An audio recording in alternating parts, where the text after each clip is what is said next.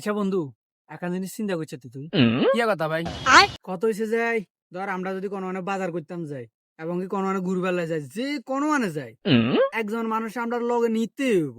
হেতারা যদি আমরা না নিই আমরা জীবনে যাইতাম পারতাম না। হিয়ানে হেতারা দরকারে আঙ্গ লগে। কি আরে এমন কোন আছে? আমরা এত নইলে কোন যেতে দিতাম না, কোন বাজার কাটাও যেতে দিতাম না, বাজার করতে দিতাম না। কি কস তুই কোন এতে? আর তুই চিনস না? আর হাগলা আঙ্গ দাদা আরি দাদা যদি না যায়, মনে কর কি হয়, এটা ক্যান্সেল, আমরাও যাইতাম পারতাম না। লাগবে দাদারে আঙ্গ লগে। তোর বেটা তুই কিয়া কস? কোনদিন তোর দাদারা তুই কিনে তোর লগে তোর দাদা না দিলে তুই কোন যেতে দিতি না। কিয়া কস তুই এখন বেটা? তোর দাদা তো মরে গেছে বেটা হইতে গেলে। তুই হাগল নি না তুই, খালি আর দাদা নয় তো তোরও দাদা একার হুরা এলাকার মানে হুরা দেশের মানুষের দাদা, ব্যাগের দাদা, বুঝতি?